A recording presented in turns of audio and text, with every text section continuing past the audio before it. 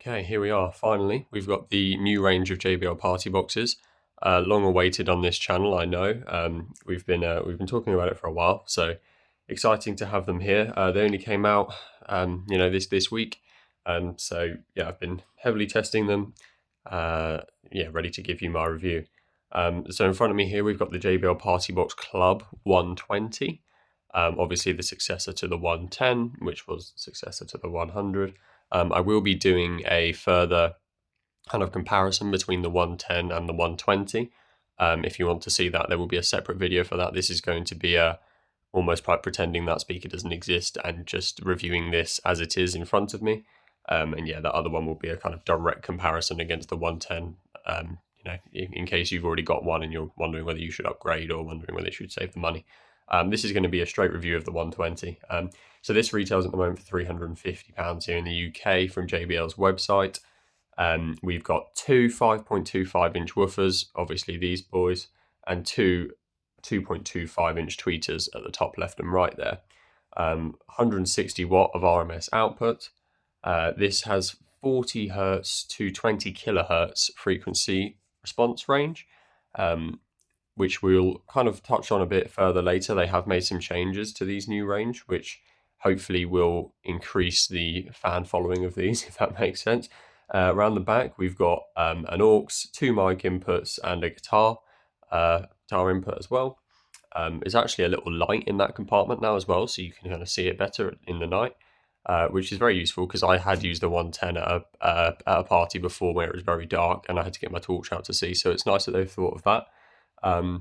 We've also got a little removable battery compartment now, which obviously didn't have before. Battery in there looks really small, which I was surprised about. Obviously, I've had the Soundbox 3 or whatever they called it before, and the battery in that was massive, like a little car battery.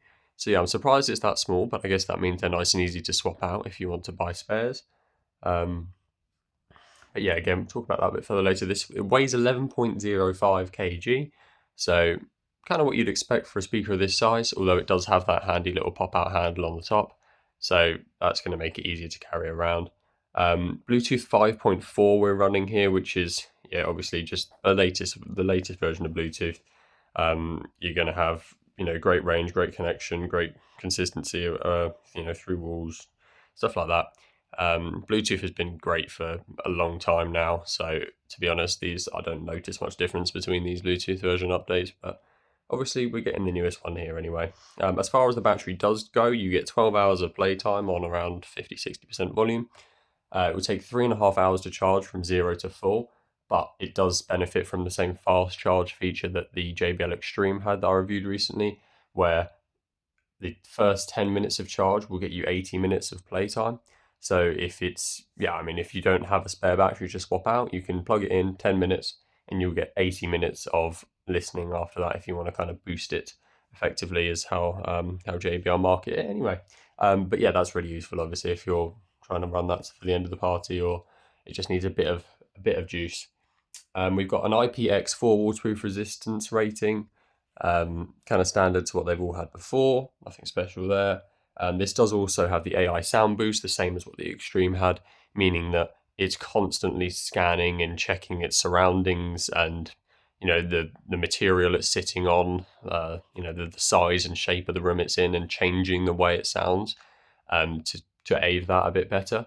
I definitely did notice an improvement in the sound on the JBL Extreme, so hopefully we'll be able to notice that here as well. But yeah, it's always nice to have. They do kind of stick AI on pretty much everything nowadays, but it is it definitely did make a difference on the Extreme, so hopefully it does the same here as well.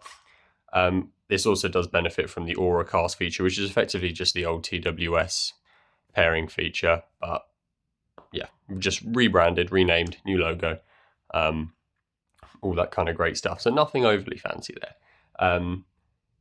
Yeah, the main thing here is that they've kind of tailored these new range of speakers to.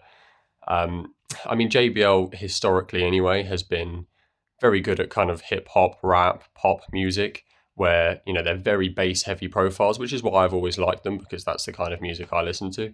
But yeah, they've always been very bass heavy, very thumpy sound profiles. and they've always slightly lacked on the kind of lower ends, in rock music and stuff like that.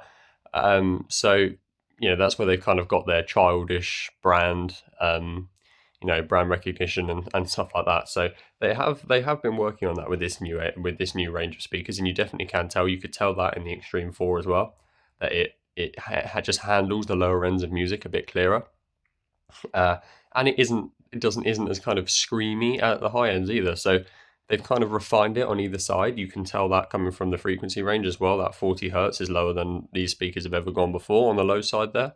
So you can tell that they've really worked on that, and it does actually come out in the listening as well. I'm going to play you a portion of Everything by Diamond Eyes because I still haven't had a better recommendation for song choice yet. I've had a couple, so I appreciate those, but I've had a look through them, and one of them was copyrighted, and the other one was, to be honest, just as bad as this one. So we're going to stick with this one for now. If you've got any recommendations going forward, feel free to pop them on. They might appear in the next video. But yeah, this will be Everything by Diamond Eyes at around 80% volume. I'm on my own, broken alone. I feel the rain crashing down all around this empty town. I'm searching for the lost and found, but you don't care, you're unaware. Keep moving like the scars aren't even there. It's in the air like a blazing flare. Don't stare 'cause the flames will burn us. I thought you were the one for me. That's why I gave you everything. Held you close by the stormy seas. Oh, you meant the world to me. Kiss your head when you cried for me. Hold your hand while the pain was over. Keep you warm by the roaring sea. You meant the world to me.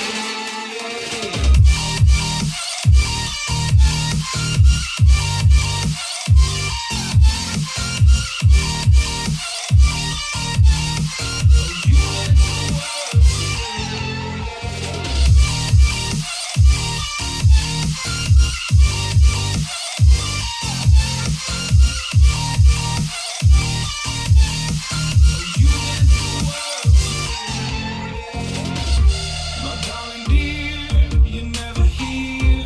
When I'm in pain, you hide and disappear. Like shadows in the atmosphere, charting the stratosphere. Yeah. I prayed for you and kept you near, in hopes you'd chase away my fears. I'm on my own, you made it so, and now I'm chasing nightmares through. I used to. Okay, so sound test over. Be interesting to see what you thought. Obviously, leave your comments down below. This was on bass mode 1, by the way, of 2. I know people get slightly angry when I have it on 2, so we're on 1. My opinions then. Not comparing to the 110. It's an amazing speaker, as we expected it to be. It's big, but it's not big enough. It's not big, and it's not too big. You can kind of stick it in the corner of a room, and the sound this thing produces, it's just these one series just shock me every time. Honestly, I mean the bass as well. It sounds stronger. The lows do sound clearer. It is hard to tell from these snippets of music. I'm fully aware of that, but I have spent a couple days testing these things, and trust me, the lows are just that much more crisp than they have been previously. And it's an absolutely fabulous speaker. There's really there's nothing that I'd want to add to it. It's got a great light show. They've improved on that as well. There's the light effects are, there's not too many new ones, but they've made use of the extra kind of, it's like the 710 lights, but great light show. Buttons on top are all very nice, good quality, good water resistance. The new handle design I like. Removable battery is brilliant. There's really nothing that you'd want to add to these speakers, and that's just why they're so good, because they're just, 350 quid as well. I mean, you can spend double that on a speaker, a third of this size, a fifth of this size, and it doesn't sound anything like this.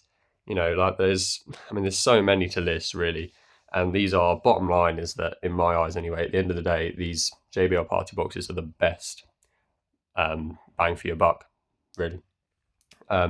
So yeah, this is probably my new favorite speaker on the planet. Realistically, the 110 was mine before. So here we are. I'll definitely be keeping this one. You'll be seeing it around in further reviews. But um, if for whatever reason, I'd be quite interested to see if there's even a possible reason to hate on this speaker. So I challenge you. Let me know what you dislike about it in the comments, and I'll reply to you all.